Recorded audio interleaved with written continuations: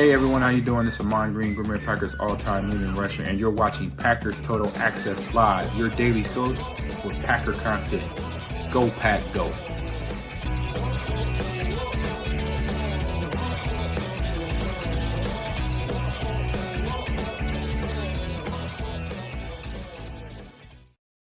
What's up, guys? Welcome to Good Morning Lambeau. My name is Clayton. You can check us out on Packernet.com. Find me on Twitter at Packers_access. You can email us, PackersTotalAccess@gmail.com. You can text us 865-658-5824. Join alongside Tim in Green Bay, a snowy Green Bay. I think you guys are expecting, 1 to 2 inches of snow today, Tim? Is that correct, sir? That's right. Little dusting just in time for Monday Night Football. We'll take it. That's exactly right. Now, it looks like there might be a chance of flurries during the game. Hopefully, it does linger around a little bit. That'd be a lot of fun. But it looks like the majority of that snow is going to be moved out by the time we kick off. So shouldn't have too much of a factor in the outcome of the game on this glorious December 23rd as we get ready for Monday Night Football. It's hard to believe Christmas is in 2 days, man. I got to get out and do a little bit of last-second shopping today and take care of some stuff. So, right, January football at Lambeau Field. That's an excellent treat right there, and of course against the Bears. Yeah, that'll be get a glimpse of that all day long. You know what I'm saying? That type of thing. So, all right, let's do this, man. Let's kind of go rapid fire this morning. We're going to walk through Twitter real quick, and there ain't much going on. It's just everybody getting ready for Monday Night Football. I thought this was funny. Adam Schefter said to prepare for Monday night's game in Green Bay, the Saints quarterback coach Andrew Janako, I hope I'm saying that right, took Spencer Rattler and the rest of his quarterbacks into the walk-in freezer in the team's cafeteria Saturday to run through plays. So first thing I thought is maybe Spencer Rattler's arm isn't strong enough to throw a football the distance of the freezer, but obviously I'm joking. They're just doing walkthroughs. But I thought that was interesting, man, just trying to get them acclimated to the colder weather, and it's going to feel like a freezer. There's no doubt about it, man. Yeah, that's cool. Do what you got to do to get your team ready, right? But that isn't going to prepare you for what it's going to feel like to take hits from Rashawn Gary and exactly. The boys out in the elements. But no, I think that's funny though. It's whatever they got to do. At least they're making the effort, right? Right. We know the Dolphins didn't do that earlier this year. They came up here and got spanked. So we'll see. We might be in for a game tonight, guys. I thought it was cute though. Yeah. Isn't that potential? Unless they're going to get in there and run into milk crates or something. I'm not sure how that's going to prepare them for getting thumped, like you said. They caught all the linemen in there eating all the food up. Exactly. All right, let's move it along here.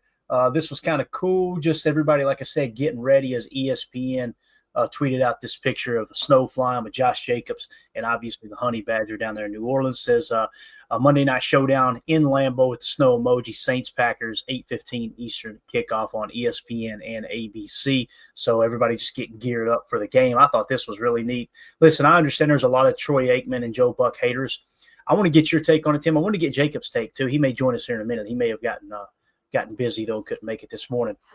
But Joe and Troy are ready. Joe Buck tweeted this out. He said, Monday Night Football from Green Bay tomorrow. The pack is hot. The weather cold. Will be fun. Let's see what he had to say here.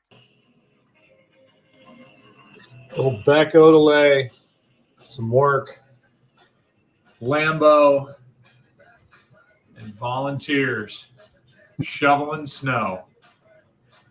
Guys, we're not giving you these tickets for nothing.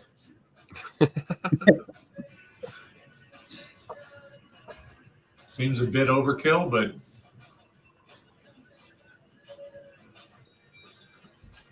it's the way they do things here in Green Bay. Damn perfection. Right. Around the grand old lady. Love it. Love the respect he paid to the obviously to the stadium there, the grand old lady. I personally like Joe and Troy. I think they do a good job calling games. I know Packer fans, you correct me if I'm wrong, Tim. Maybe I'm reading too much into the negative, but it seems like Packer fans really despise those two guys. And let us know in the chat, do you guys do you fall into that group that you don't like Joe and Troy on the call, or do you think it's overblown there? Sure. I think it's a little overblown. I've always preferred Joe Buck calling baseball games to football, but I still like the combination with Troy Aikman. I don't have a problem with it. And, Troy knows ball. And Joe Buck is probably one of the top tier dudes when it comes to your play-by-play guys. So I don't have a problem with it. But, I think the Packer fans that do they probably fall in that same category where they're not happy about anything. Those are the same people that complain after we win games, probably. Nick McSwain in the chat said, I like them too. Why does everyone even hate them? To me, the way that I've always understood it is when something negative happens for the Packers and Joe and Troy will say something negative about the negative thing that happened, they immediately take it as, hey, they're rooting against us. And I honestly, Tim, I believe we're in the minority with this, and we'll find out. Nick's on board with us. He doesn't see it either. Guys, that's you run it through the filter of when they say something negative, are they telling the truth? If they're telling the truth, then they're not hating. Right. That's the reality of the situation. So, but I do know they're out there, and they're out there in droves that really don't like it. Now, I respect Troy a lot, what he did, when he played. And if you go watch his football life on NFL Network, man, what a great story it was. Just one of those dudes that kind of was always trying to prove himself. You get some of these guys like Aaron Rodgers, Tim, that everyone doubted him. And you got other guys like Troy that's like the golden goose. He was supposed to be the real deal. And to me, that's more difficult trying to live up to that as opposed to no one's expecting you to do it. You know what I'm saying? Like you're kind of, when no one expects you to do it, you're kind of playing with the house's money. When you're in like Troy Aikman's shoes or like a Dan Marino's shoes or someone like that was just propped up as his top prospect, I can only imagine the pressures a lot.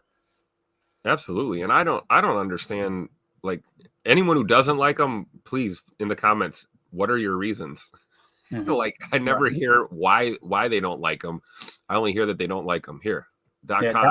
Can't stand Troy and Buck. Okay. I get it. I mean, hey, Troy and the Cowboys did some damage to the Packers back in the 90s. Okay. So there's a reason not to like Troy Aikman. I totally get that, but I don't understand the Joe Buck hate. Yeah. I don't know where it comes from.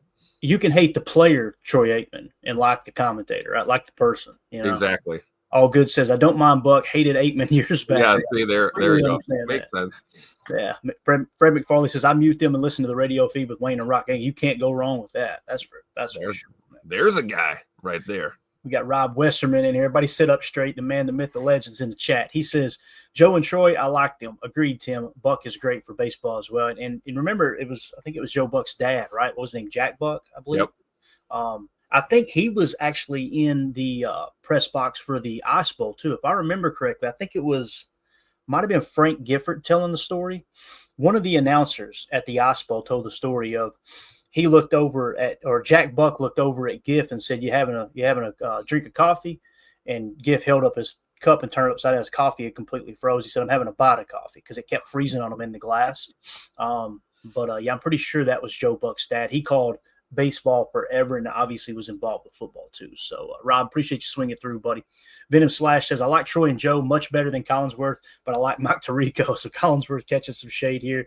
And maybe this kind of goes back to like how I view films. Tim, I don't watch a whole lot of movies, but when I do sit down and watch a movie, there's very few movies that I find myself going, man, I didn't like that. I can kind of take it for what it is, but I'm not like a huge film nerd. The people that really, really watch every movie that comes out, they're going to critique them a lot harsher. Maybe I just don't understand that aspect of art, But when it comes to announcers, I can kind of take them for what they're worth. Like the four guys we're talking about, Troy and Joe, along with Chris Collinsworth and Mike Tirico, they're all individual people, right? And I think they bring something to the table. I love Mike Tirico as kind of like this kind of calming voice. Doesn't get too high, too low. He'll show excitement when he needs to. Chris Collinsworth is kind of, to me, I always view what he's saying through a player who's a top 50 player in Cincinnati Bengals history. He's on that list. Yep. And a guy that was the fastest, if I remember correctly, he was the fastest or second fastest prospect when he came out that year in the draft. So you got a guy who actually balled, right? Yep. Back in the day. Troy, he's like that uncle you want to talk ball with all the time. Yeah. That's how I look at Collinsworth. Yeah. You got a chance to meet Collinsworth, didn't you, Tim? You had to go in a great. How was he as a person, just meeting him face to face, man? He was great. He was great. And his son Jack too, very nice guy in person. So I don't understand the hatred. I wasn't blessed enough to meet Mike Tirico, one of my all-time favorites, but Chris Collinsworth, I met him a couple years ago after a game here in Green Bay, and he took the time to chat with us and met a couple of my friends, took some photos, hung out a little bit. Really nice dude, stand-up dude. So I don't get the hate at all for Collinsworth. Definitely. So yeah, and Troy Aikman, first ballot Hall of Famer, and of course Joe Buck been doing it forever. I remember listening to Joe Buck when he first got started on Fox. I want to say it was like early 90s, like 91, 92. He was a young whippersnapper before he obviously became one of the leads there for sure. So let's see here. Nick says he can't think of anyone that he hates as far as an announcing team. There's really no one that I, again, most of the time I had a surround sound hooked up forever, and I finally got rid of it. I wish I hadn't. I would actually unplug the center speaker where the announcers would come out and still get the stadium noise popped in. That's how I like to watch games. But nowadays, I do tend to turn the announcers back up. As recent as last year or the year before, I would keep them turned all the way down because I couldn't stand just the catering to the casual, I don't know if he got it or not. No crap, Sherlock. Tell me what the quarterback told you during the week that they were going to try to do to attack this specific defense, or give me a little bit of background on this player I haven't heard of. That's the type of stuff I look for. So, let's see. Anthony in the chat says, I have no issue with Joe and Troy, never have. Good deal, man. So it seems like this is surprising. The majority of the people in here don't mind him, right? Don't mind them, I should say. So that's very, very interesting. Let's see here. .com says, mostly due to the fact they always are biased, in my opinion. It takes them both forever to give the Packers their props on anything. Yeah, okay, so that's a reason. I mean, if that's how you're seeing that, then hey, I respect it. At least you can provide a reason for your strong dislike of the boys. Exactly. So yeah, I don't really see it that way. When I've watched them, it hasn't felt like that to me. It's again, when they say something, is it true? Yes or no? If it's not true, I'm on board with it. Again, though, I don't turn this into a debate or an argument. I was just curious because it seems like I always see Packer fans that don't like them, and I never really understood it. So, J. Cole, I like Troy, and I like Joe and Troy. Good stuff. So yeah, it seems this is surprising. Good stuff, man. Good stuff. All right. We got to go over to Lodge Kohler there and go say good morning to him. Yeah. Looks like he's up there. Is that the suite you stayed in there, Clayton? He's like got the view of Lambeau there. Looks like he's on the third floor.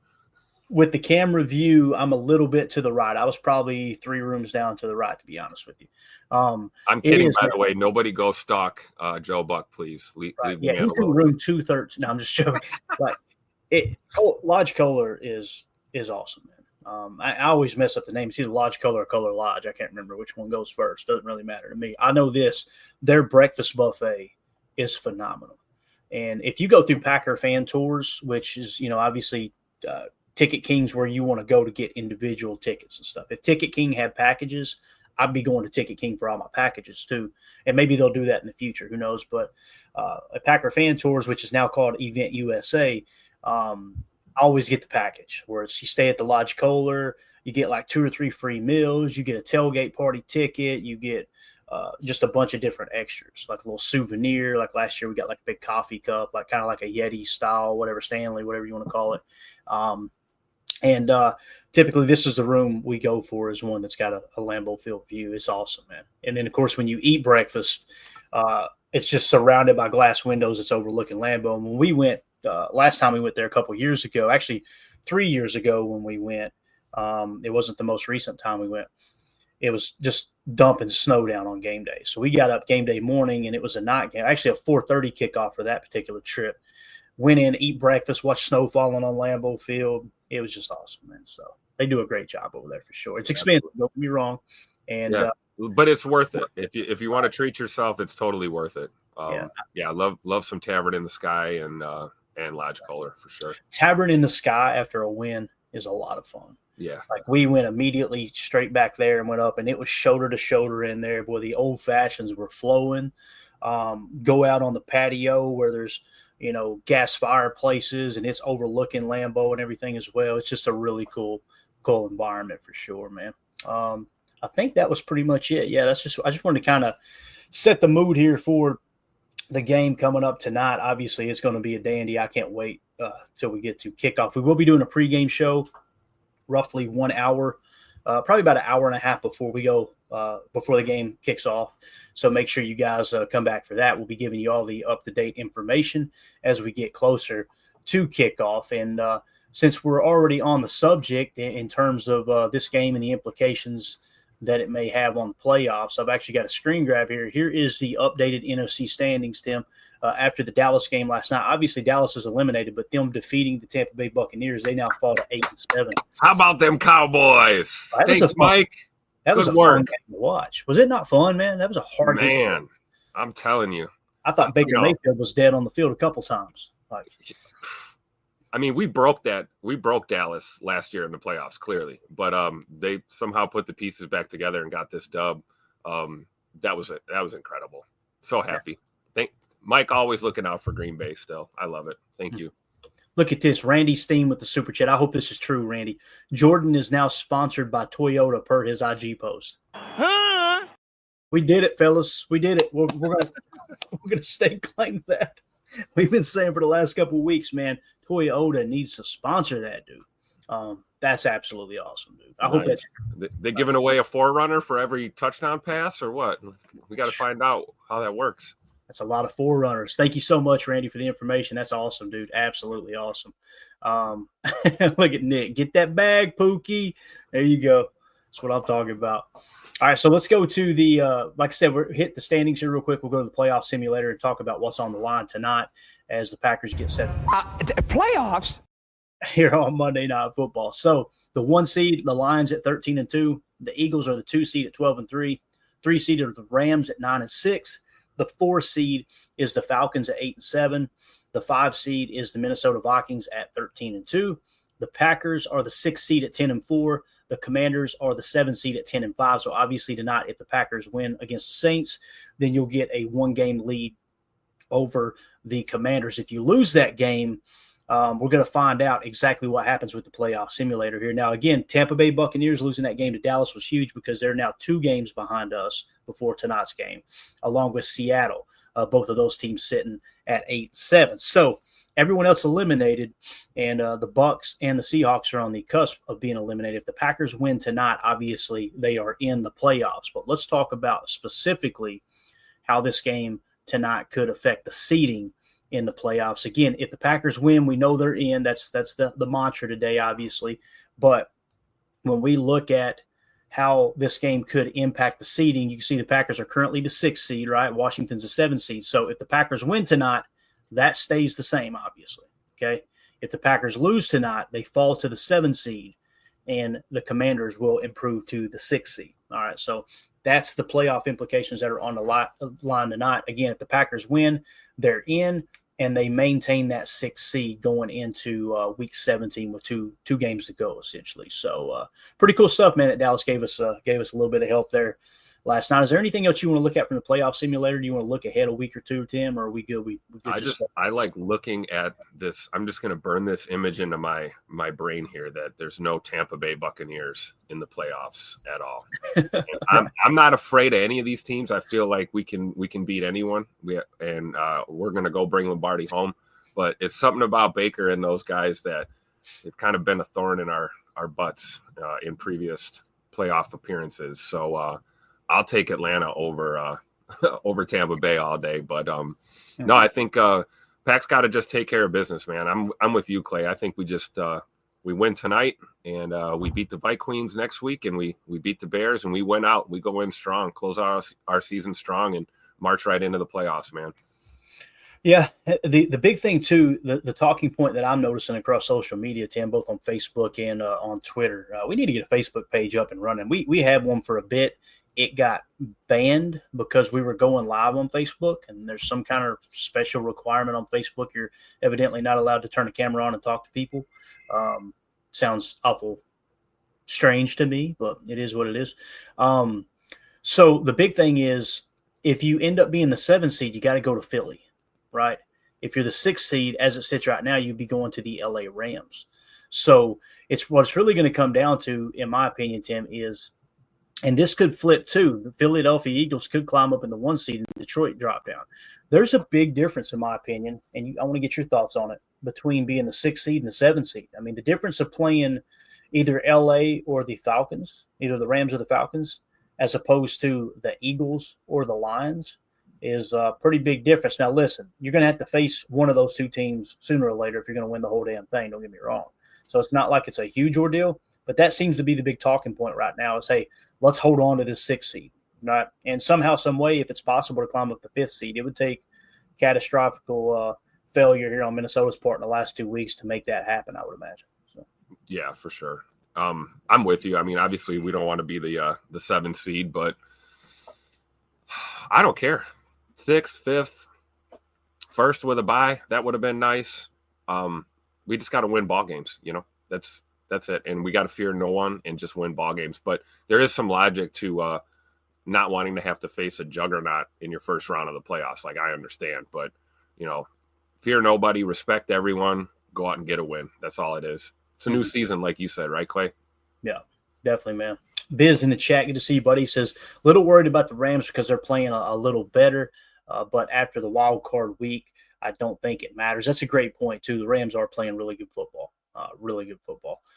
.com says, yeah, I agree on the Rams, but I think we can take them. I think any of these teams can beat each other. I really believe that. And I know that's kind of a boring take. It's not a hot take, but I mean, I could see Washington beating Detroit the way they played yesterday. I could see, Atlanta beating us. I could see Atlanta beating Detroit. I could see Minnesota beating the Eagles. I can, and obviously with the way the Lions and the Eagles have played this year, I could see them, winning out and winning the whole thing too. It's going to be interesting, man. It does feel like the NFC is a much tougher conference than the AFC. It's just at the top of the AFC, you got those two powerhouses in the Kansas City Chiefs and the Buffalo Bills. So essentially what we're looking at is the top two teams in the AFC right now are the Chiefs and the Bills, and the top two in the NFC are the Lions and the Eagles. That's really kind of the powerhouse. So other than that, man, any of these other teams I think could get hot and win the whole thing at any point. So going to be interesting, man. So again, there is your playoff picture. Now, Tim, we're going to continue what we did yesterday with breaking down the contracts and kind of looking a little bit ahead into the future of the Packers and seeing exactly what people are getting paid. We're looking at it from position groups. Yesterday, we did a full deep dive and breakdown of the offensive side of the ball. So today we're going to focus on the defensive side. So let's just take it position by position here, and let's look at defensive line, okay? And again, this is adjusted by cap hit per player, okay, and by year. So you'll see your 2024 right there. So cap hit this year, Kenny Clark, $26.3 million. Rashawn Gary, $11.1. So Rashawn Gary's contract is actually his cap hit this year is $15 million less than Kenny Clark's this year. And again, this is why we've been on that whole, hey, let's stop pretending like just because he got a new contract, he's overpaid. Now, the way they chose to do it was the biggest cap hit will hit in 2025, right, with Rashawn Gary. So you're going to see that blimp up next year. And then as you get into year 3 and 4, the Packers can get out of the contract, the same as pretty much all of these contracts that they have here. So again, Kenny Clark, 26.3. Then it drops off dramatically to Rashawn Gary at 11.1, Lucas Van Ness at 3.9, Devontae White at 3.5, TJ Slayton at 3.1, and then Colby Wooden at 1.1, Kingsley Enagbare, $1 million. Well, you're talking about a hell of a deal, Tim. Kingsley Enagbare at $1 million flat. You talk about outperforming your contract, man. That dude's played lots out. Carl Brooks has made an impact too. $968,000. Brenton Cox Jr., $918,000. It's pretty wild seeing some of the value you're getting from some of those bottom guys. But when you jump to 2025 for the defensive line room, you got Kenny Clark. His cap hit will now fall to $20.3 million, and Rashawn Gary's will blimp to $25.5 million. Okay, so they're kind of switching a little bit. So if you take the overall cap hit over the next 2 years, including this year and 2025, Gary's combined cap hit would be somewhere around $46.6 million, right? And I know there's people that say, well, Gary's a blimp up next year and he's going to pass Kenny.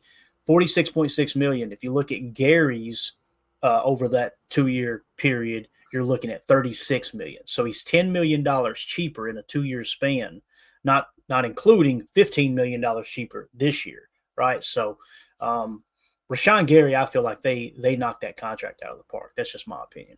And again, I know there's some people that are kind of, I don't know about that. Let me show you guys something here. We've talked all year long, and I'll come back to this in a second, Tim, and get your take on it. But I want to point this out while we're talking about it. We've talked all year long about the pressures, right, for our boy Rashawn Gary. When you break down the pressures, we go pass rush if it'll load here. Quarterback pressure percentage, Rashawn Gary leads the team at 13.1%. Next is Kingsley Enagbare at 9.8, Lucas Van Ness at 9.7, TJ Slayton at 8.3, Devontae White at 8.2. So obviously, Gary is worth the money with the pressure he forces, as well as leading the team in sacks with 6.5 sacks, right? Kingsley Enagbare second with 4.5. LV ends up to 3 now. But the thing that many people don't talk about is what about their run defense? We've talked about it all year long. Rashawn has been a stud in the run D. That's such a great point, Clayton. I feel like the fan base glosses over that. They fixate on pass rush and sacks and pressures, and it's like, has anybody noticed that our run defense is like legit this year? And these guys are gap discipline and doing their job, which we haven't seen in the past. Go ahead, continue. I'm sorry. I want to point that out. I feel like we totally bypassed the run defense, which has made a huge improvement this year. And one of the reasons why we're where we're at right now, going into the last parts of the season, heading into the playoffs. Right. And Tim, basically what we've done, we've uncovered, we've got a legit top 10 run defense, right? We've talked about that over and over and over. So why are they a top 10 run defense? Well, let's look at the run stops, guys. Keep in mind, run stops, you can have a ton of tackles and they be 8, 10, 12 yards down the field and it still counts as a tackle. A run stop is like 3 yards or less. Like you're actually stopping the run from advancing beyond that 3-yard mark. It might even be 2.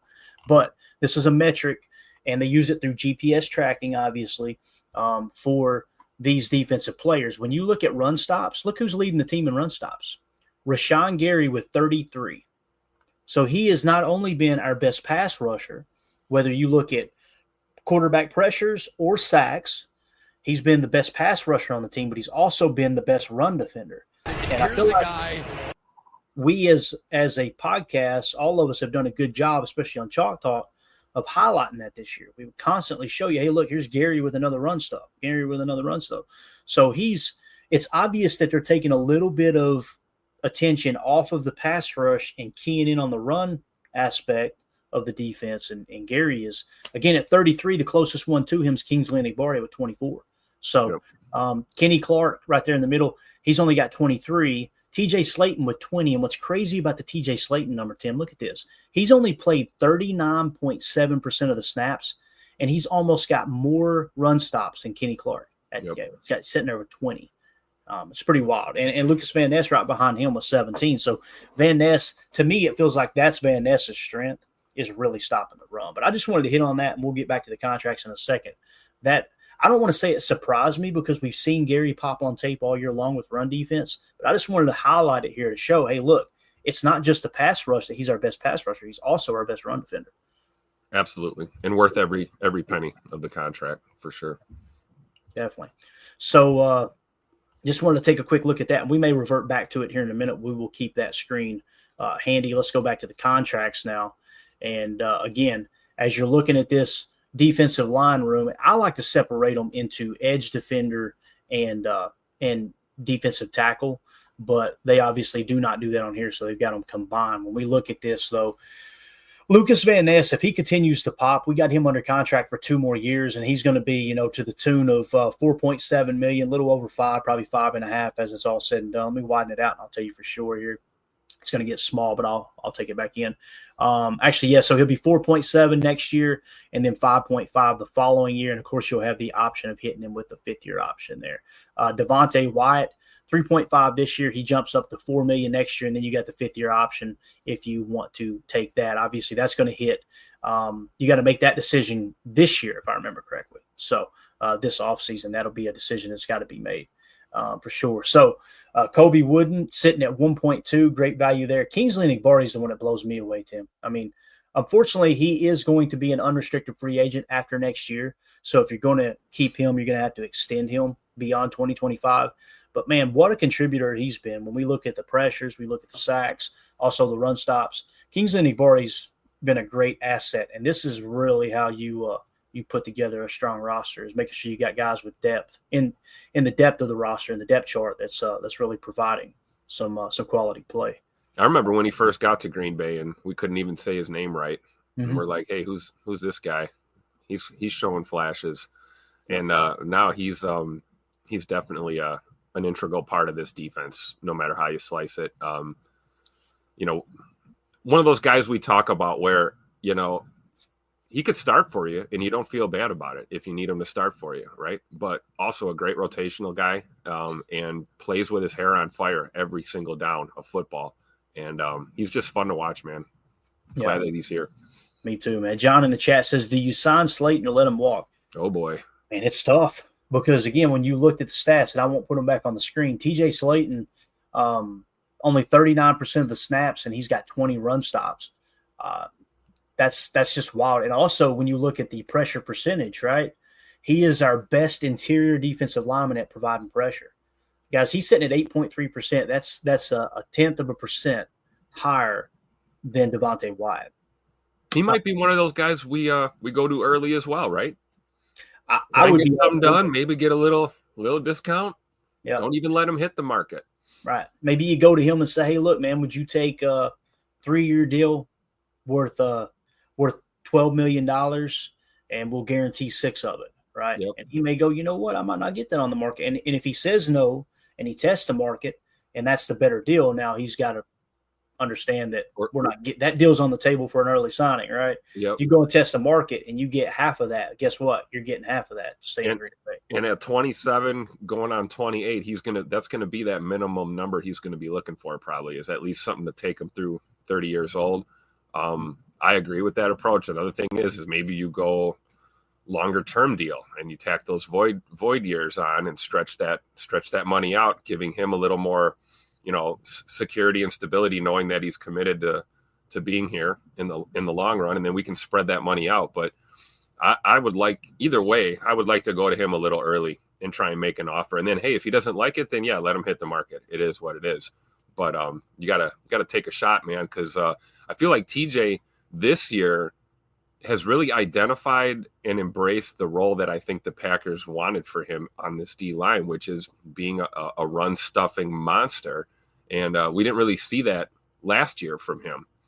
We always talked about, you know, not really having a good pass rush with TJ and those sort of things. And I think it finally kind of dawned on him, like, hey, this is my role with this D line group, is just being a monster in the middle, man, and staying gap discipline and stopping the run. And we've seen it this year without a lot of reps. So I hope they keep TJ around. I really do.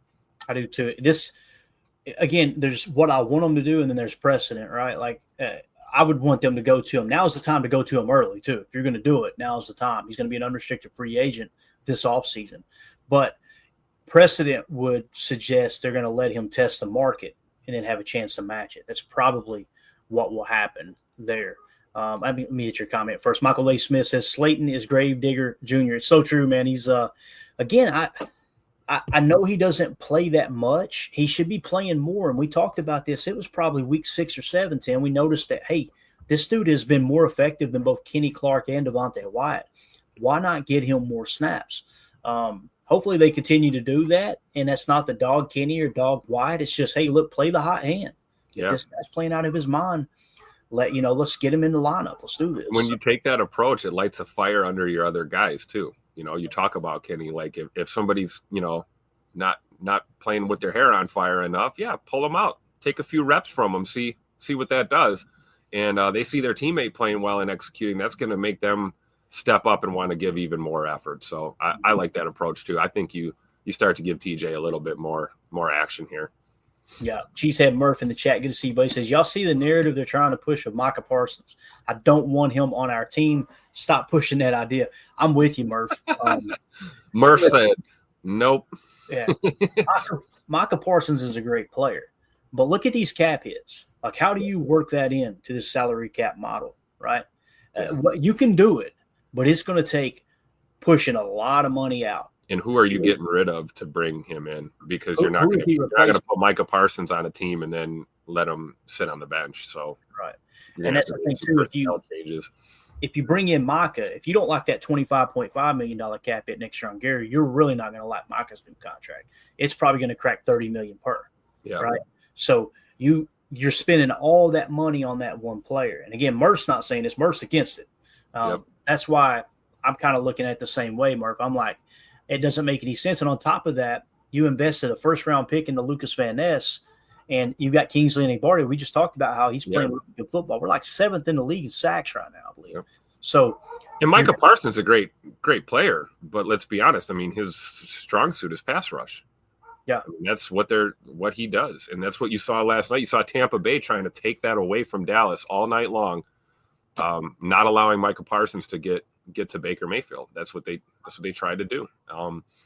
So I'm not saying he's one dimensional. I just wonder with the guys that we already have on this team, like where does he fit in into this system? Definitely.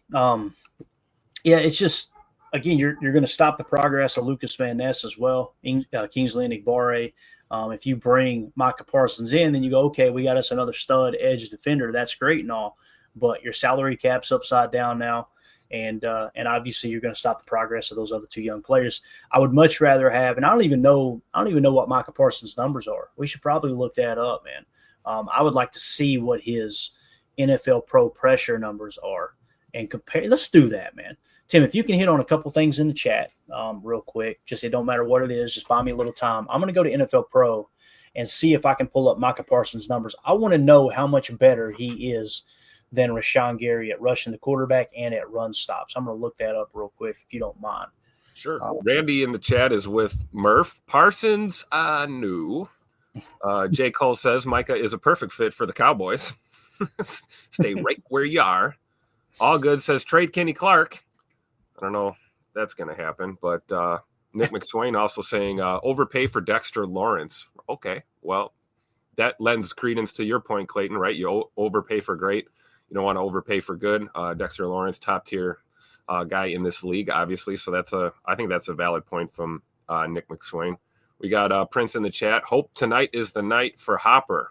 Yes. Hey, there you go. Give me some Tyron Hopper, please. I agree 100%. We got the numbers here. You got it? Let's go. So his sack number is 9.5. So he has 3 more sacks than Rashawn Gary.